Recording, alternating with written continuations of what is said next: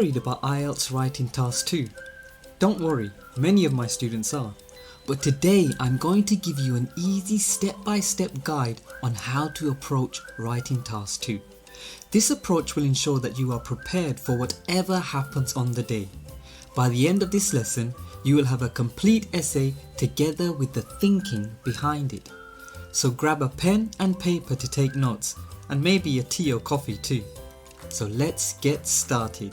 So today we're going to be focusing on the IELTS Writing Task 2. And this is for the general IELTS test. However, you can apply these same methods and strategies for IELTS Academic as well. But I have a separate lesson on that coming soon, so don't forget to hit that subscribe button if you want to see that lesson.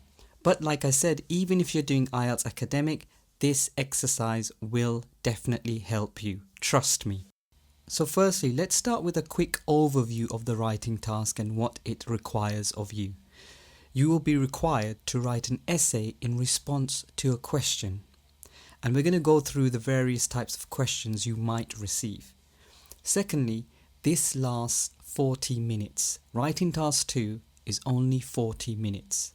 And this includes writing the essay and also checking the essay afterwards. And we're going to go through that as well. And finally, the essay should be a minimum of 250 words. So this is a minimum of 250 words. Often my students think that this is the maximum, but you are required to write a minimum of 250 words. So let's quickly go through the examiner's expectations. They want a complete response that is relevant.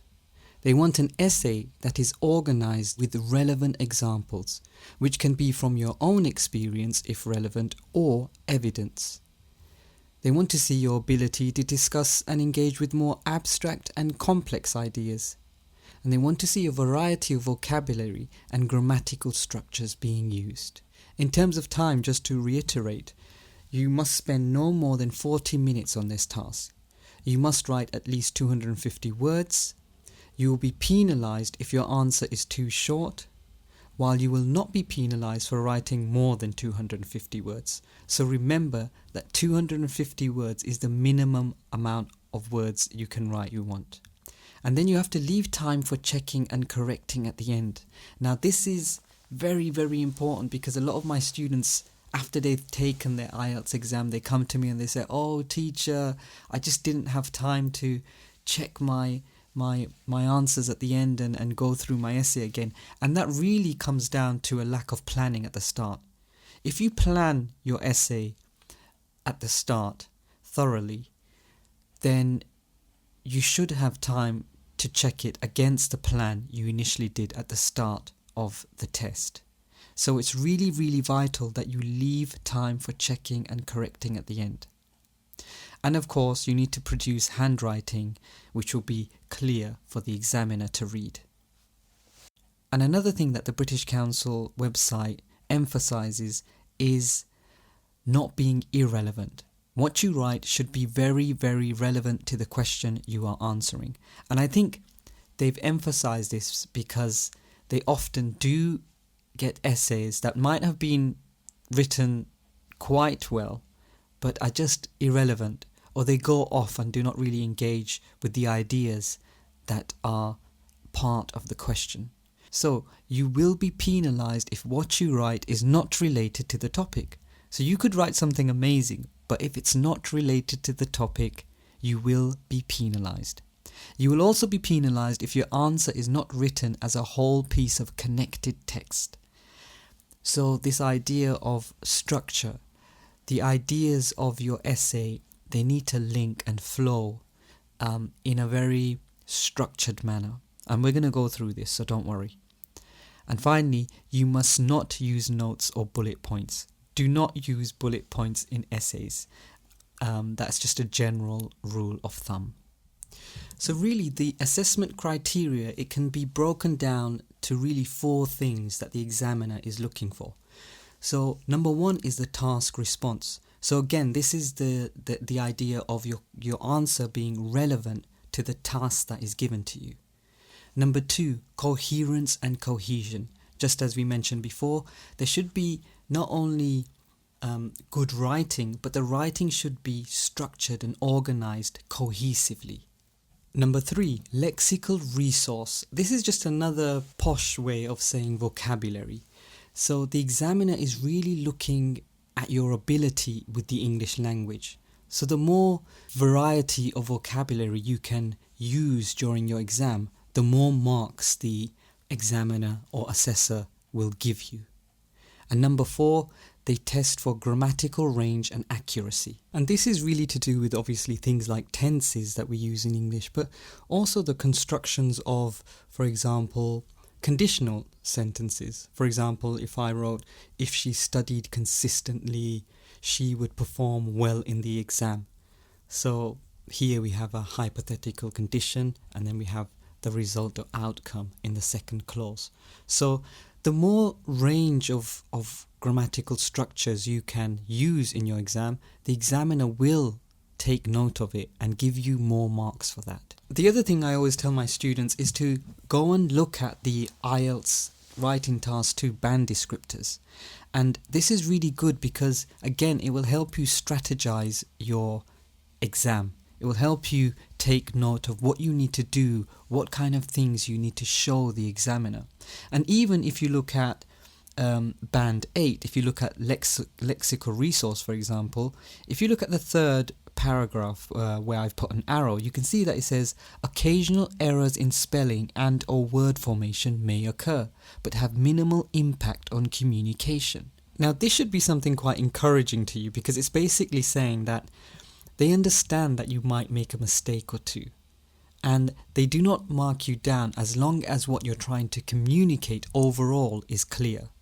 And this brings me on to my next point. The examiner is looking to give you marks, not take them away. They are waiting for you to showcase your language. They're looking at your writing to see, how can I give this student marks? What kind of sentences and structures is the student using? What kind of vocabulary range do they have? So always remember, the examiner is there to give you marks, not take them away. So the more you showcase your ability with the English language, the more marks you will get. And you should really, really be encouraged by this. So take time to study the IELTS band descriptors. Now let's move on to looking at the writing task types.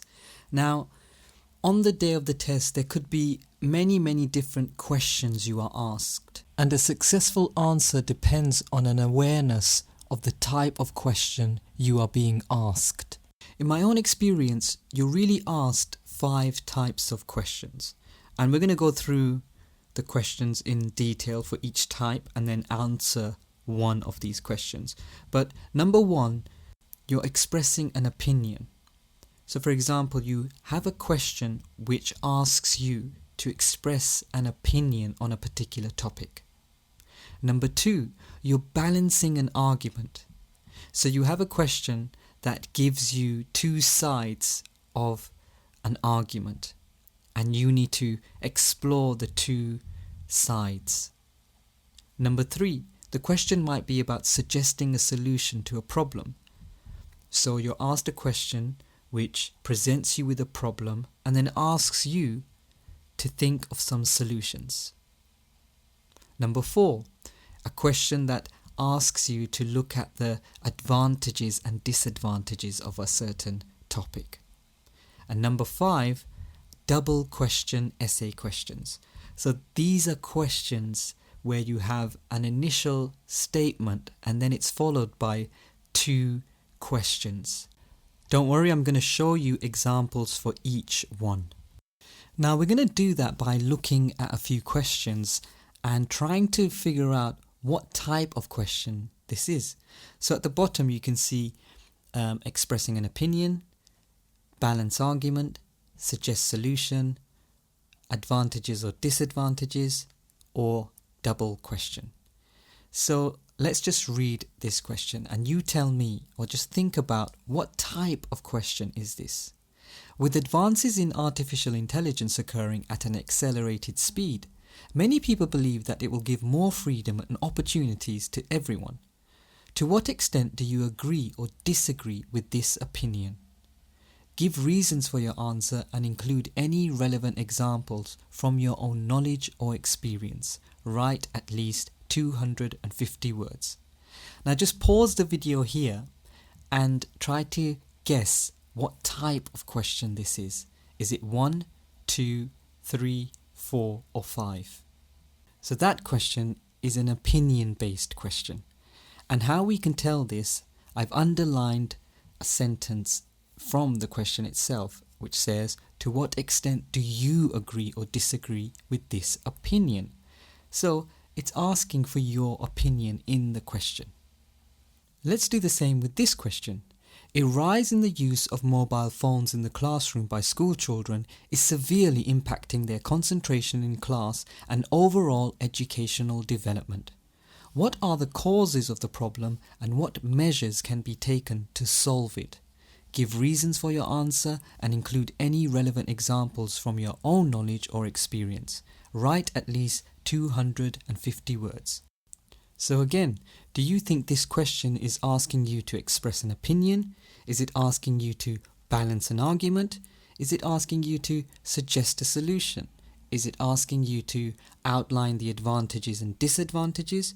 Or is it a double question essay? Pause the video here and the answer's coming up.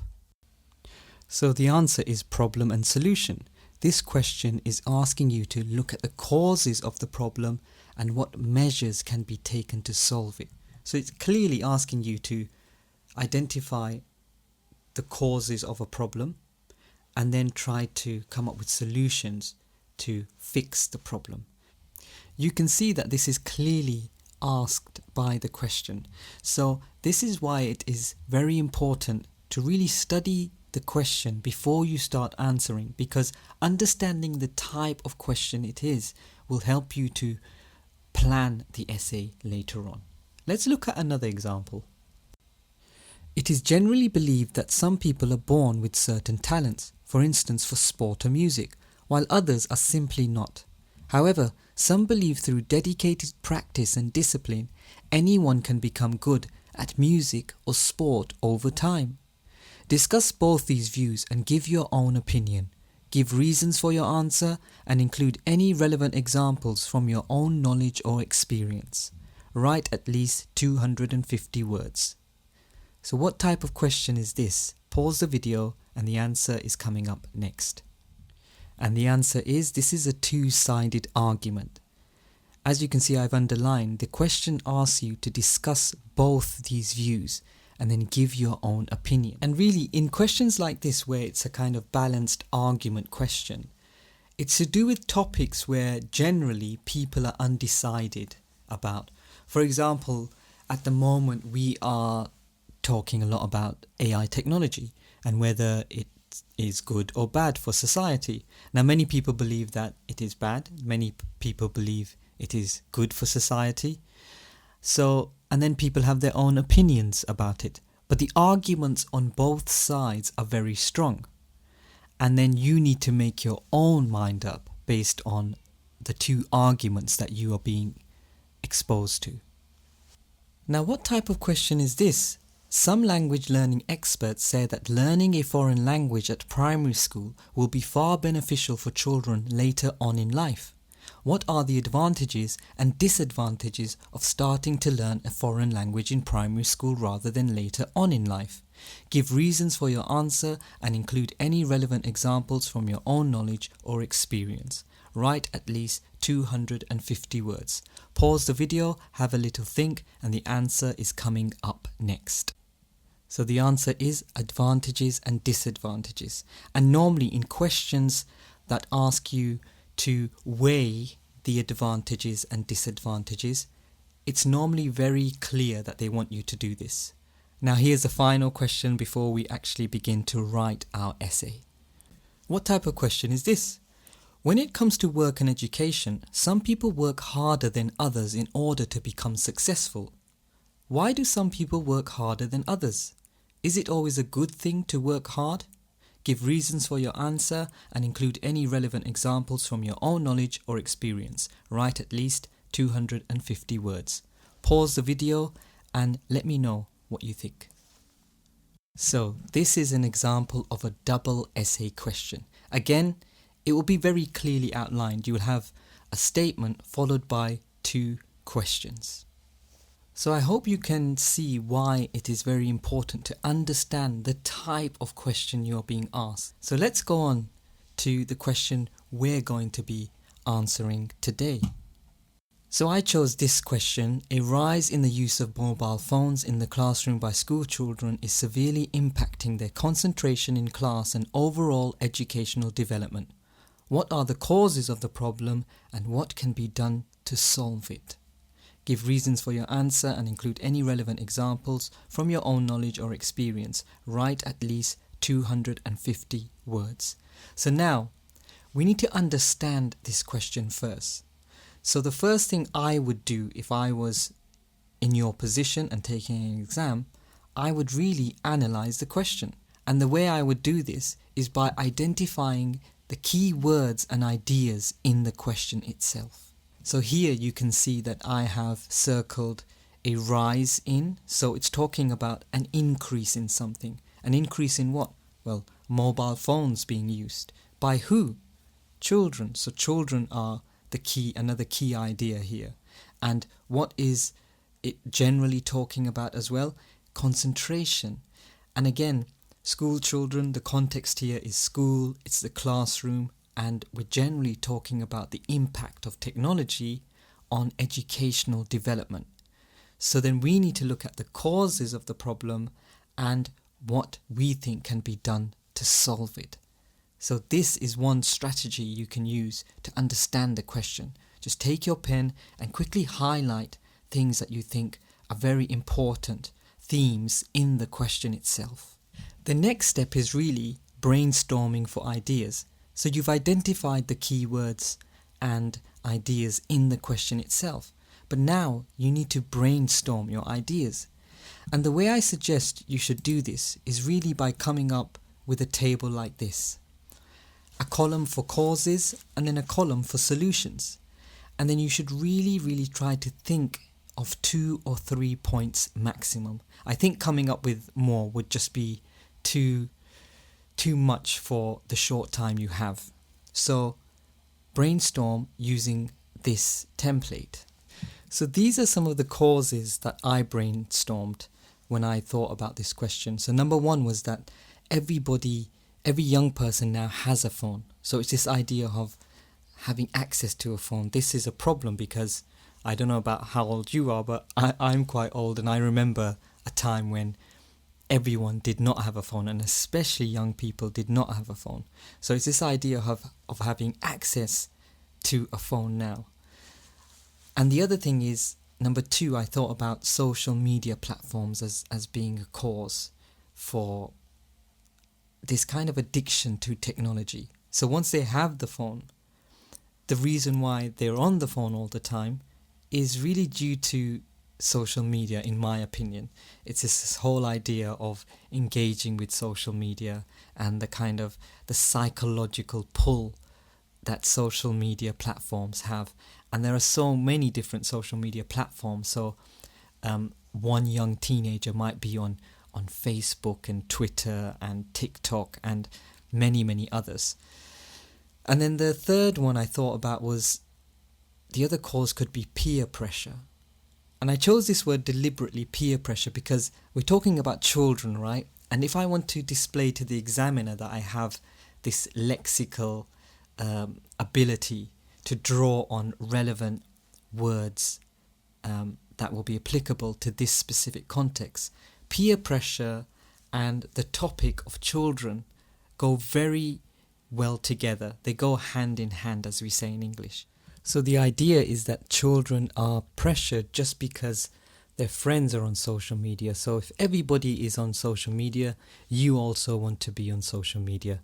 And I think I'm drawing from my own general experience here of having children and teenagers who basically go through this narrative of, having a phone and then joining social media and then being pressured to sign up to these social media platforms because all of their friends are on there too. So that's how I thought of the causes. You may think of other causes, and you're welcome to think of other causes, of course. And, like the question says, it tells you to draw on your own experience as well. You may have another experience and you can easily write this down as a cause and then just be prepared to justify your opinion. So now in my brainstorming table, I have the causes clearly outlined. I have easy access to mobile phones, addiction to social media, and peer pressure. So I have 3 causes now, and these 3 causes will form the main body of my essay. So next, we need to find the solutions. Now, for a question like this, and I think for a lot of questions, and as somebody who studied sociology, one method of trying to find solutions is to look, as we say in English, at the bigger picture. So I call this the onion method, but I've put it in a concentric circle diagram here. So the questions I normally ask myself when I think about a question like this is, what could the individual do? What could parents do? What could schools do? What could social media companies do? What could the government do? And the way I thought about this was to think about this diagram. If you look in the middle of the diagram, the first kind of element or aspect of society is the individual. So then what can I do as a person who uses social media in a school setting? Well, I need to try to restrain myself. And then what can my parents do? And then what can the schools do? And then what can social media companies do? And then what can the government do beyond that? So we see all these various players who can really help us find a solution to the problem, or who we think are very important in finding solutions to the problems we've just outlined. So after thinking about that, I came up with the following solutions. Now, just look at how my solutions go back to the causes I outlined. So it's not something that I've just kind of thought of randomly without being related. So easy access to mobile phones. So who gives children access to mobile phones? Who provides them with their first phone? It's the parents. And then the schools also play an important role here as well, because they need to try to limit the use of phones in class through policies and various things that we'll talk about later on. But I thought about the following solutions. So easy access to mobile phones. Parents, schools limit use of phones in class. Number 2, addiction to social media. So this is a bit of a tricky one, because there's an addiction to social media that is caused by social media platforms, and which is making children use their phones a lot in the classroom. So I said a possible solution could be that social media companies must implement more attractive features to prevent and work with schools and parents, such as daily limits on social media. Now these are just in note forms, but the things that I'm thinking about here are really to do with, for example, a kind of lock on screen time. So for example, you have apps now that can shut down certain social media platforms and prevent children from using them after a certain number of hours during the day. You also have things like parental locks that you can put on phones. And I think that all of these things combined will prevent or reduce the amount of time children spend on social media in class. So for example, think about if you knew that you had only 3 hours to go on social media a day, then maybe you would not waste your time trying to check your social media during school hours and instead use those hours later on after school. So these are just some random thoughts I'm having. You may have totally different ones, and that's fine. There's no really one way to answer these questions. You may think of many different kind of causes and solutions, but I'm just taking you through my thinking. And then thirdly, peer pressure. And I've said the solution to this could be education on digital literacy and negative causes, parents, schools and social media companies. So here I'm thinking about this whole idea that we all need to be a part of social media, on the social media platform. There's this kind of culture around this idea in schools. For example, I have children who are on, Snapchat and they really use these platforms as a way to communicate with each other and to do silly videos and to promote their own kind of selves on these platforms without really thinking about the impact it's having and without thinking about the things they are seeing on there and sometimes imitating. And that's really to do with a lack of education and a lack of awareness about the impact of these technologies and how they impact on our kind of, you could say, mental health, because there's a lot of research at the moment that is being done about the link between social media platforms and their impact on the health of young children, or on the mental well-being of young children, I should say. So now we have our plan done. We've taken some notes, and now remember, you need to plan as quickly as you possibly can. Okay, don't waste too much time writing the plan out. It should really just be some notes, and once you've taken a few notes and made a few bullet points, this will help you to remember what you wanted to write. So don't spend too much time on the planning as well. This is another mistake you could possibly make. So just be quick with the planning and commit to the points you make. A lot of students, they start planning and they have so many ideas swimming around in their heads that they fail to just choose a few ideas. So you need to choose your ideas. Your ideas are not the most important things. As long as they're relevant and you can really argue that this is a cause and then find a sensible solution to this cause, that's what the examiner wants to see. Remember, they're more interested in the use of your language, and they are also interested in what we're going to go to next is the structure. So let's think about the structure. We know that it's an essay, and we know that essays are structured. And how are essays structured? I'm going to go through two different ways you could structure your essay. So I'm going to begin with the essay overall. So we all know that an essay contains an introduction, a main body, and a conclusion. Now in this essay we're going to have an introduction, a first main body paragraph, a second main body paragraph, and a third main body paragraph, and then the conclusion. I haven't put the third main body paragraph in this diagram, but obviously if you wanted to add more, you could add more. So the introduction is normally a rephrasing of the main problem, a summary of the main ideas that are going to come in the essay, and then just a quick outline of solutions. I always tell my students that the introduction is like a trailer or a promotion of a movie. You know, when you see a trailer, you kind of know what the movie is about based on the trailer. You kind of know what the storyline is going to be, but the trailer doesn't show you the entire movie.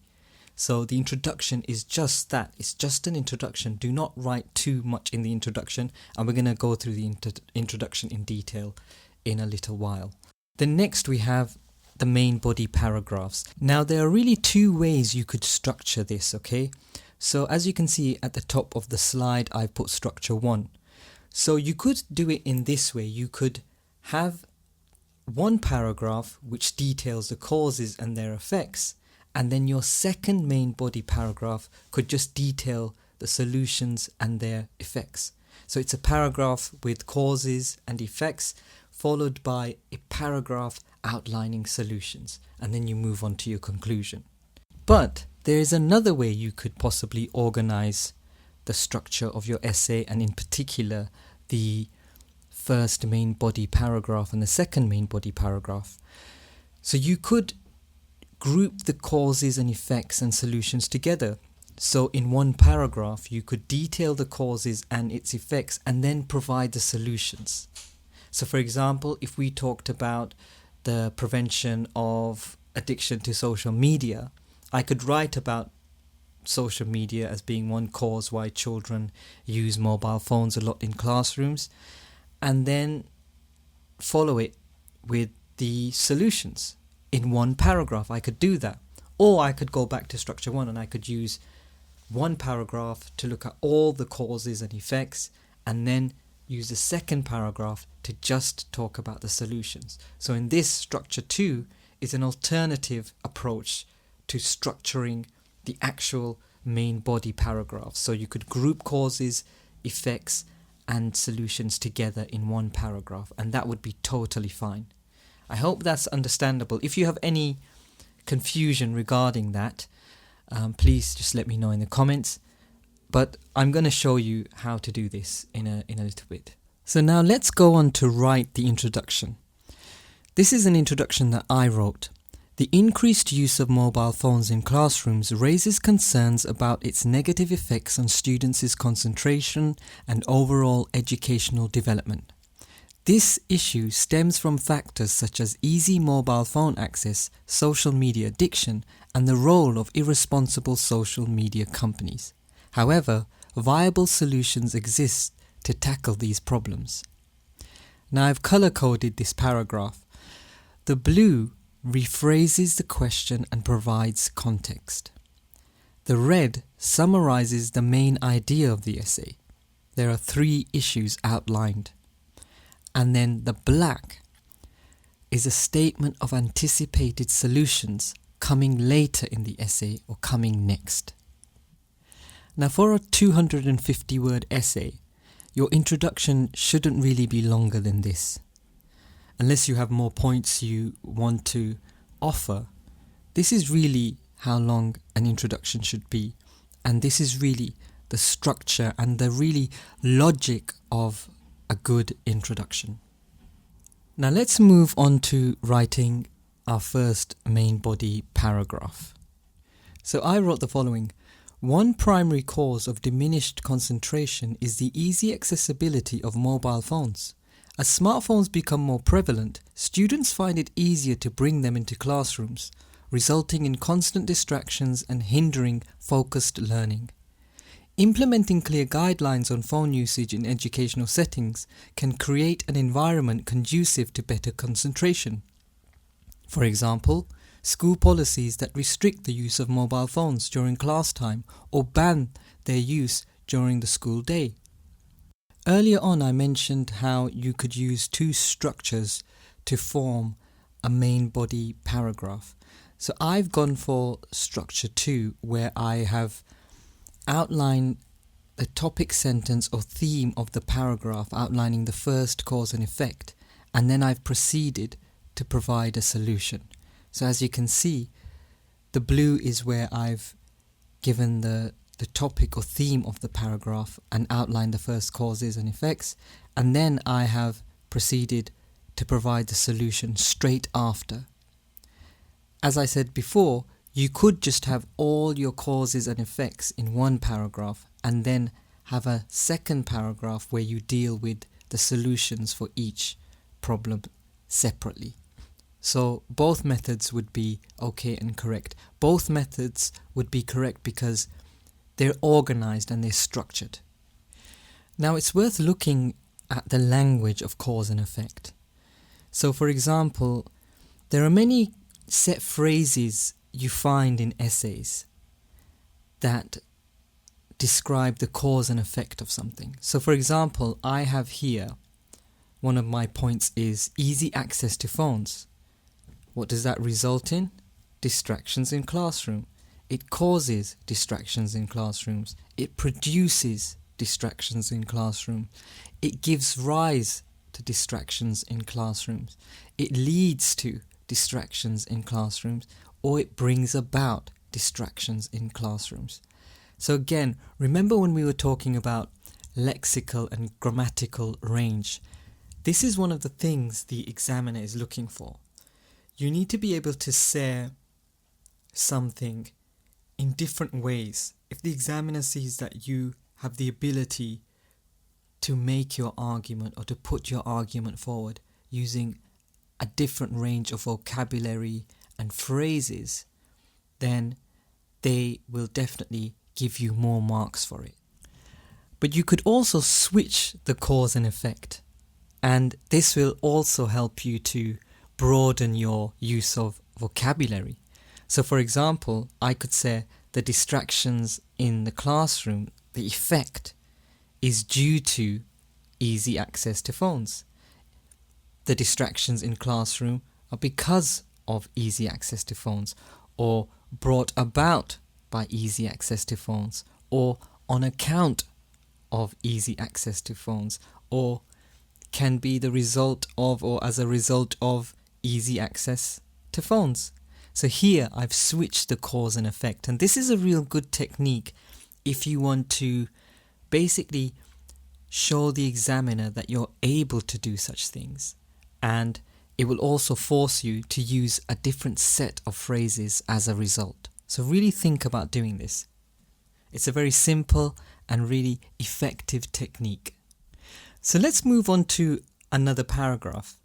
This time I've written the paragraph out, and what I want you to do now is I have 3 phrases that I need you to put into the blank spaces. So I want you to read through the paragraph and put these phrases into the blank spaces. So just pause the video and do that. So here is the answer. I'll just read through the paragraph. Another major cause of distractions in classrooms is a result of the wide availability of social media platforms. Young people today have social media accounts with 2 or 3 social media platforms at once. This leads to multiple levels of distraction and online time when all of these are combined together.